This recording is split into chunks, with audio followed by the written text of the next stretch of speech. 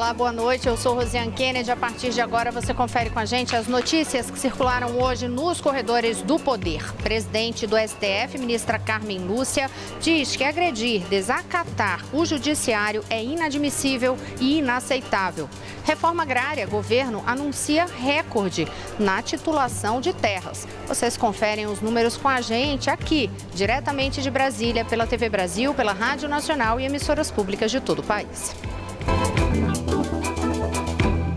A gente já começa falando aí sobre as declarações da presidente do Supremo Tribunal Federal, a ministra Carmen Lúcia, que hoje teve a abertura do ano no Poder Judiciário, aquela sessão em que ocorrem vários discursos e, nas palavras da ministra Carmen Lúcia, ela aproveitou justamente para ressaltar esse momento em que os judiciários, de uma forma geral, têm sido alvo de vários ataques, de várias críticas. Ela ressaltou que sim, é possível se discordar, não gostar de determinada decisão da justiça, mas considerou inadmissível o desacato ao Poder Judiciário. Vamos ouvi-la. Pode-se ser favorável ou desfavorável à decisão judicial pela qual se aplica o direito. Pode-se buscar reformar a decisão judicial pelos meios legais e nos juízos competentes. O que é inadmissível e inaceitável é desacatar a justiça, agravá-la ou agredi-la. Justiça individual fora do direito não é justiça, senão vingança ou ato de força pessoal. Olha, também em relação a essa abertura do Poder Judiciário, hoje dos trabalhos no Poder Judiciário, a Procuradora-Geral da República, Raquel Dodge, ela fez essa defesa dos trabalhos na magistratura, também defendeu a manutenção da decisão de que, a partir da condenação em segunda instância, o condenado, sim, pode ser preso imediatamente, mas, nas palavras dela ali, também aproveitou para falar sobre a questão da violência no país, a situação de violência social no país, e aí fez toda essa defesa da importância das decisões da justiça serem seguidas. Acompanhe. As decisões judiciais devem ser cumpridas, os direitos restaurados, os danos reparados, os problemas resolvidos e os culpados precisam pagar por seus erros. Só assim afasta-se a sensação de impunidade e se restabelece a confiança nas instituições. A gente falou ontem aqui, inclusive, de uma reunião com representantes de entidades da área aí, de magistrados e também do Ministério Público, com vários representantes ressaltando que há, no momento, uma série de ataques feitos por setores da política nacional e aí também essa discussão em torno da prisão em segunda instância. A gente lembra que tudo isso vem ocorrendo, especialmente nos últimos dias, depois da condenação do ex-presidente Lula ser ratificada ali na Justiça, no Tribunal Regional Federal da 4ª Região, em Porto Alegre, onde a decisão de condená-lo, naquele caso do triplex, foi mantida, a decisão do juiz Sérgio Moro foi mantida, e no caso lá do TRF, TRF4, eles ainda ampliaram a pena.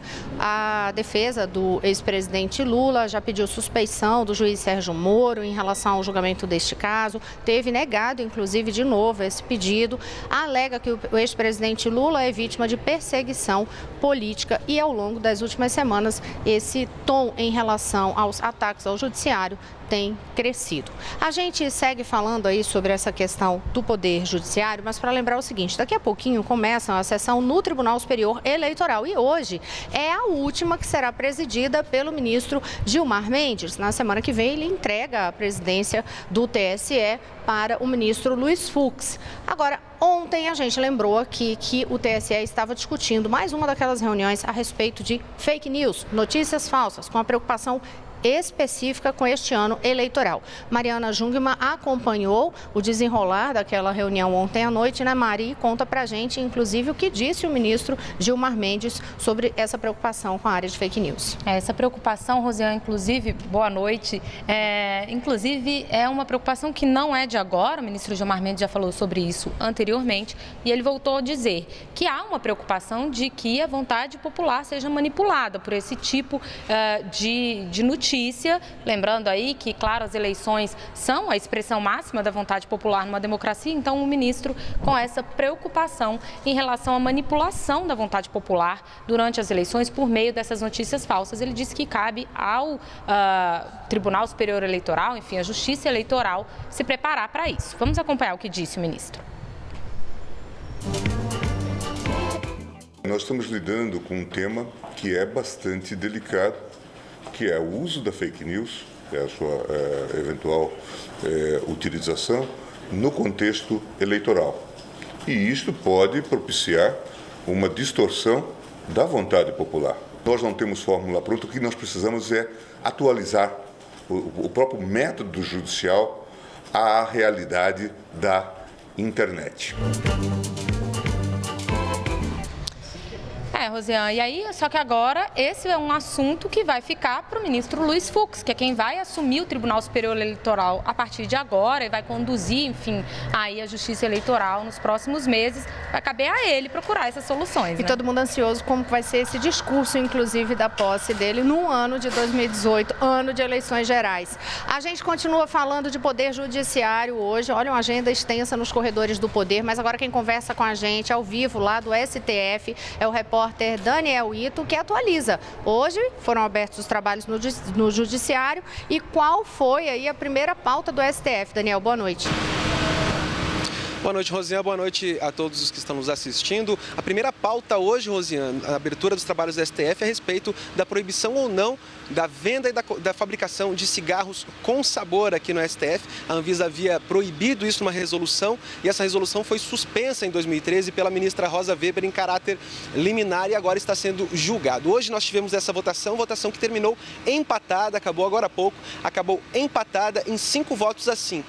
A própria ministra Rosa Weber, que é a relatora do caso e que havia suspenso a resolução da Anvisa, votou a favor dessa resolução, votou acreditando que a Anvisa agiu dentro das suas competências na garantia da saúde pública para proibir os cigarros com sabor. E ela foi acompanhada pelos ministros Edson Fachin, Ricardo Lewandowski, Celso de Mello e também pela presidente da Casa, ministra Carmen Lúcia. No entanto, do outro lado, nós tivemos 5 outros ministros, começando pelo ministro Alexandre de Moraes, que votaram contra essa resolução por entender que a Anvisa não poderia ter legislado sobre esse assunto, não poderia ter proibido a venda de cigarros, pois isso é uma competência do Poder Legislativo. Votaram dessa forma, além do ministro Alexandre de Moraes, os ministros Luiz Fux, Dias Toffoli, Gilmar Mendes e também Marco Aurélio Mello. O ministro Luiz Roberto Barroso se declarou impedido para votar nesse caso e, como não houve maioria, a resolução da Anvisa segue valendo. Outro assunto que também tivemos aqui hoje no STF foi a confirmação da suspensão de parte do indulto de Natal que o presidente Michel Temer editou no final do ano passado.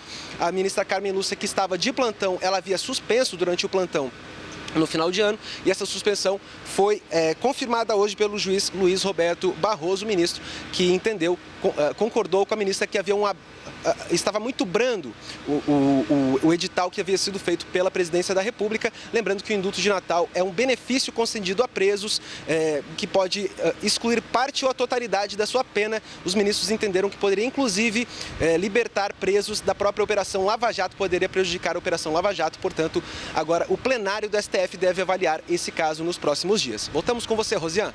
Obrigada, Daniel. Agora eu vou chamar Maurício de Almeida, na redação do Rio de Janeiro. E, Maurício, e você junto, você fala alguma coisa referente à área de segurança, mas hoje uma preocupação aí com uma manifestação da Justiça Eleitoral em relação à segurança este ano. Explica pra gente qual é esse pedido, essa avaliação que está sendo feita pelo Tribunal Regional Eleitoral aí no Rio de Janeiro. Boa noite. Olá, Rosiane, boa noite. O TRE do Rio de Janeiro encaminhou para o governador Luiz Fernando Pezão uma solicitação para saber se ele vai querer que as Forças Armadas e a Força Nacional atuem nas eleições desse ano.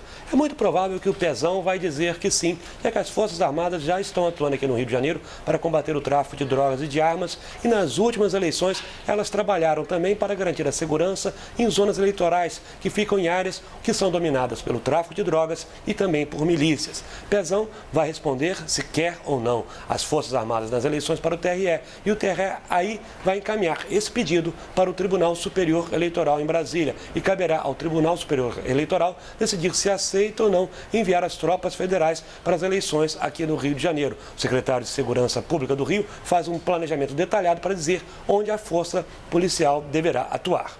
Rosiane. Obrigada, Maurício de Almeida. E agora, Jéssica Gonçalves com a gente, trazendo o noticiário da Agência Brasil esses dias. Jéssica também tem notícias aí que envolvem decisões, investigações, envolvem judiciário. O Ministério Público faz um apanhado para a gente aí de várias notícias em destaque na Agência Brasil. Jéssica, boa noite. Boa noite, Rosiane. Boa noite a todos. Olha, eu começo com a informação de que o Ministério Público do Trabalho pediu mais de 100 milhões de reais em indenizações por trabalho escravo. São pedidos por dano moral coletivo em casos envolvendo trabalho escravo. Segundo o órgão, foram ajuizadas ao todo 103 ações civis públicas. Em 2017, o MPT recebeu quase 1.200 denúncias relacionadas ao trabalho escravo, sendo a maioria sobre trabalho degradante, o que, segundo o Ministério Público, mostra a importância do conceito moderno de trabalho escravo mais abrangente, de forma a incluir nesse crime práticas como a de escravidão por dívidas. E agora a gente fala sobre operações da Polícia Federal. O órgão informou hoje que vai fazer uma série de ações investigativas para esclarecer a suposta atuação de uma organização criminosa especializada no desvio de recursos previdenciários do Fundo Postales, o Instituto de Seguridade Social dos Correios e Telégrafos. Em nota, a PF informa que as ações estão no âmbito da Operação Pausari e serão feitas ao longo das próximas 48 horas em São Paulo, no Rio de Janeiro, no Distrito Federal, também em Alagoas. Ainda segundo a nota, a operação foi deflagrada depois que o Ministério Público Federal encaminhou à PF auditorias de órgãos de controle que teriam identificado má gestão, irregularidades e impropriedades na aplicação dos recursos do Postales, que teria contribuído aí para o déficit de aproximadamente 6 bilhões de reais do fundo. Rosiane. Obrigada, Jéssica Gonçalves. E eu vou, antes de encerrar esse bloco, aproveitar que a gente está falando aí de várias informações envolvendo o judiciário para dar um dado bem positivo, que foi divulgado pelo Tribunal de Justiça aqui do Distrito Federal, que apresentou um balanço mostrando que houve um recorde nas adoções aqui no Distrito Federal no ano de 2017. Confira os números, os detalhes com Daniele Popov. O Distrito Federal registrou recorde no número de adoções em 2017 com relação à quantidade de crianças acolhidas por famílias no cadastro local e nacional. No ano passado, 88 crianças que viviam em instituições de acolhimento no DF foram adotadas. Desse total, 82 adoções nacionais e 6 adoções internacionais. Em 2016, foram 77 adoções registradas na Vara de Infância e Juventude. Também houve registro de adoção entre irmãos. Em relação à faixa etária, 35 dos adotados tinham entre 4 e 11 anos. A maioria foi de crianças de 0 a 3 anos de idade, com 45 adoções.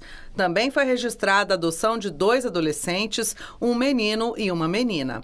Das 6 adoções internacionais realizadas no Distrito Federal, em 2017, 5 envolveram crianças com irmãos. Todas as adoções de 2016 e 2017 foram feitas por casais italianos. Olha, e ainda sobre este tema, a nossa editora Michele Canes fez uma entrevista com Walter Gomes, ele que é supervisor da área de adoção da Vara da Infância e da Juventude aqui do Distrito Federal, justamente para avaliar aí os avanços da lei de adoção, a nova lei de adoção que passou a ser adotada, passou a vigorar no ano passado. Confira. Quais foram as principais mudanças que essa lei trouxe? Veja, as mudanças orbitam em torno da necessidade de celeridade, de tramitação urgente de processos envolvendo as crianças que se encontram acolhidas e possivelmente serão cadastradas para adoção, os processos de habilitação para adoção e os processos propriamente de adoção. Além disso, houve o estabelecimento de um prazo menor para se verificar se uma criança em acolhimento institucional pode ou não ser cadastrada para adoção. O prazo máximo estabelecido para que uma criança permaneça junto a uma instituição de acolhimento é de 18 meses. Eram 24 meses, houve, portanto, um recuo nesse prazo. E o porquê disso? Exatamente para se dar uma maior celeridade quanto à decisão judicial. Houve um avanço significativo na implementação da legislação referente à adoção. O estabelecimento de prazos para que um processo de habilitação se encerre, prazo fatal de 120 dias, prorrogável por igual período, desde que justificado pela autoridade judiciária, prazo de 120 dias para que um processo de adoção seja finalizado, podendo tal prazo ser prorrogado uma única vez, prazo para que o estágio de convivência, que é um período extremamente importante de aproximação emocional entre crianças cadastradas para adoção e candidatos, prazo de até 90 dias, então não pode se extrapolar tal prazo. Então, a urgência, na minha concepção, foi a tônica dessa mudança.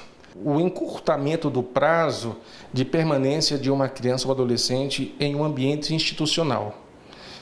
E nesse prazo mais restrito, haverá uma definição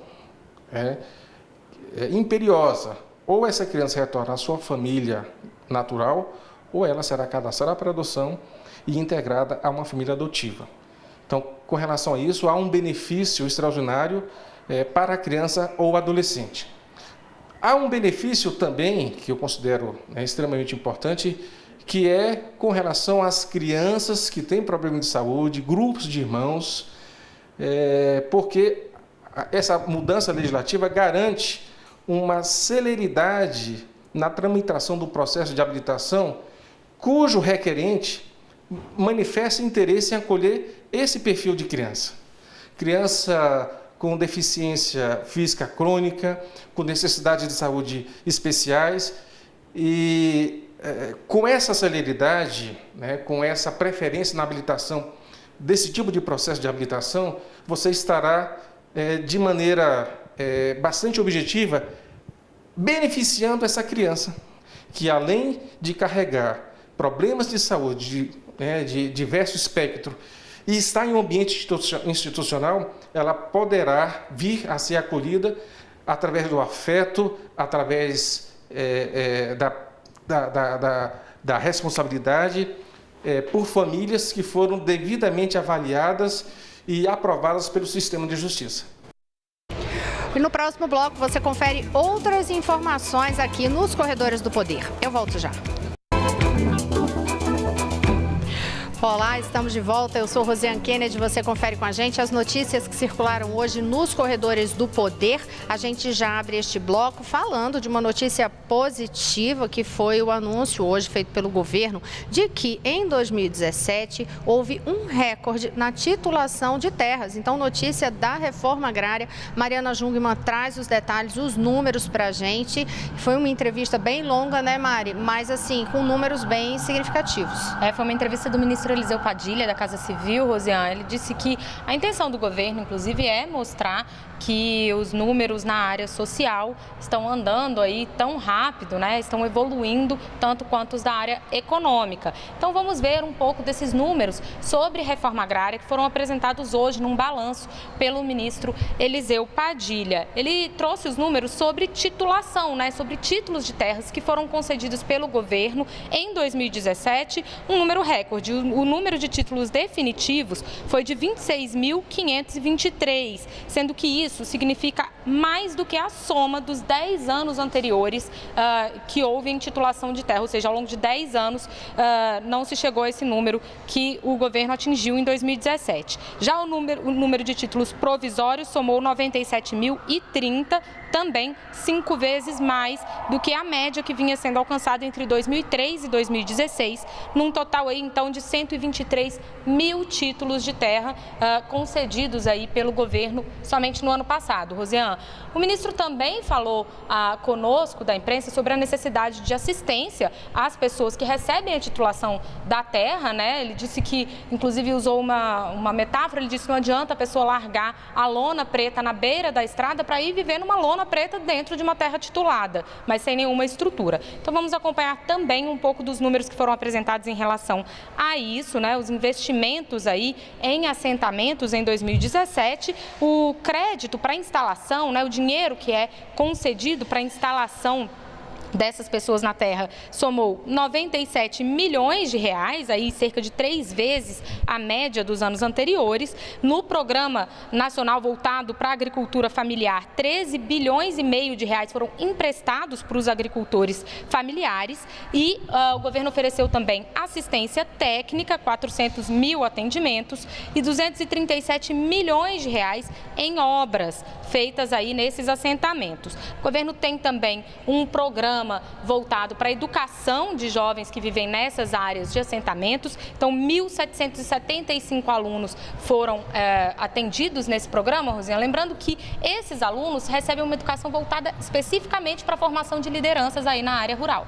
Obrigada, Mariana Jungmann. Agora a gente fala novamente com Jéssica Gonçalves, porque hoje o presidente Michel Temer participou de um evento na Caixa Econômica Federal. Neste evento, ele voltou a afirmar que o Brasil aí voltou a retomar o desenvolvimento, o crescimento na sua gestão e chegou até a fazer anúncio de novas unidades do Minha Casa Minha Vida. Conta pra gente, Jéssica.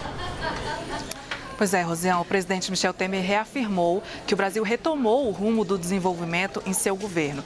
Temer destacou o papel social do banco e voltou a defender as principais ações de sua gestão, como a definição de um teto para os gastos públicos, a reforma do ensino médio e a retomada da abertura de vagas de trabalho. Ele disse que em 1 ano e 8 meses o governo fez o que o Brasil precisava e que a Caixa teve sempre um papel extraordinário.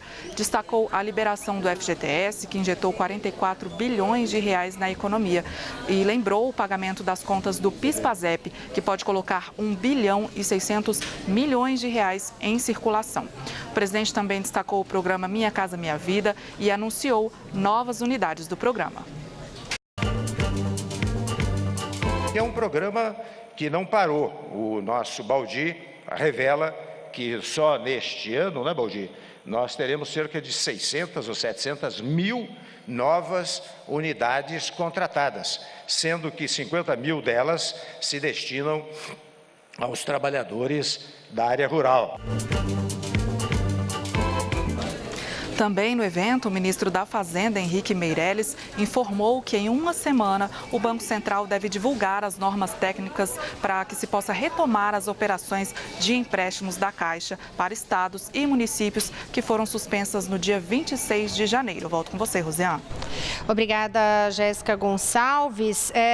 Aliás, antes de eu passar para a Vanessa Casalino em São Paulo, você tem uma outra informação aí breve a respeito de anúncio feito na área de saúde hoje, Jéssica? Sim, o Ministério da Saúde lança na próxima semana, Rosiane, o primeiro de uma série de editais para o registro de preço de venda de órteses e próteses para a rede pública. O pregão será para 20 produtos de cardiologia, como marca-passos e desfibriladores. De acordo com o Ministério, a estratégia deve melhorar o uso de recursos públicos, evitar fraudes e ampliar o atendimento à população. Segundo o Ricardo Barros, com os editais, o país passa a ter também uma referência nacional do valor de órteses e próteses, colaborando para a fiscalização. Atualmente, a diferença de preço chega a quase 1000% por região. Agora sim, eu volto com você, Rosiane. Tá ok, Jéssica Gonçalves. Eu vou rapidamente até São Paulo falar com Vanessa Casalino, que atualiza aí a situação da febre amarela diariamente aqui pra gente, e desta vez com a constatação de uma morte de um paciente que estava com um quadro grave de febre amarela e tinha feito até um transplante, né, Vanessa? Boa noite. Boa noite, Rosa. É verdade. Morreu aqui no Hospital das Clínicas. Esse paciente tinha recebido transplante de fígado por causa de um quadro grave da febre amarela. O hospital não quis dar detalhes sobre a identidade dele, a pedido da família, mas confirmou hoje a morte ocorrida nesta quinta-feira. Ainda segundo o hospital, outros 4 casos de transplantes realizados no hospital estão em recuperação. Já na zona norte da cidade estão faltando vacinas. A região foi a primeira a ser considerada área de risco no município e as doses não estão sendo distribuídas nem nas unidades de saúde ao redor dos parques Horto Florestal e Cantareira, onde foram encontrados os primeiros macacos mortos pela doença. A prefeitura afirma que a vacina não está sendo encontrada porque houve uma mudança de estratégia. Isso porque o número de pessoas vacinadas na região ficou abaixo da meta de 2 milhões de pessoas. E então, segundo a secretaria, menos de 60% dos moradores da região foram vacinados. Agora, a estratégia é fazer um levantamento de casa em casa para saber quem ainda não recebeu a imunização e os bairros com menor cobertura cobertura. Depois disso, vai ser iniciada, então, uma estratégia de vacinação que deve começar nos próximos dias de forma escalonada, Rosiane. Obrigada, Vanessa. Olha, eu volto a conversar com Jéssica Gonçalves. Ainda não te liberei hoje aqui do programa não, hein, Jéssica? E você tem uma informação importante a respeito de contribuição para a audiência em relação à transposição do Rio São Francisco. A Agência Nacional de Águas promove uma audiência pública para receber contribuições que vão ser utilizadas na elaboração de 2 manuais para o projeto de integração do São Francisco. Um manual será sobre contabilidade e o outro de gestão de ativos do projeto. Os interessados podem participar até amanhã pelo site audienciapublica.ana.gov.br. A página tem detalhes da audiência e também as instruções específicas para as contribuições e subsídios para a transposição. Rosiane. Obrigada, Jéssica. E rapidamente eu converso com o Daniel Ito, que tem uma observação e uma correção a fazer em relação à entrada anterior dele. Daniel. Exatamente, Rosiane. Apenas uma retificação aqui, porque eu havia dito que os ministros aqui do STF haviam dito que o indulto de Natal editado pelo presidente Temer trazia risco, digamos assim, para a Operação Lava Jato, que os presos da Operação Lava Jato seriam soltos. Quem falou isso não foram os ministros do STF. A ministra Carmen Lúcia chegou a falar apenas que citou crimes de colarinho branco na sua decisão, né? Mas quem falou a respeito da Operação Lava Jato foi a Procuradoria-Geral da República. Inclusive, esse entendimento é contestado pela própria Advocacia-Geral da União. Rosiane. Obrigada, Daniel Ito. E você confere outras informações no Repórter Brasil. Boa noite a todos. Até amanhã.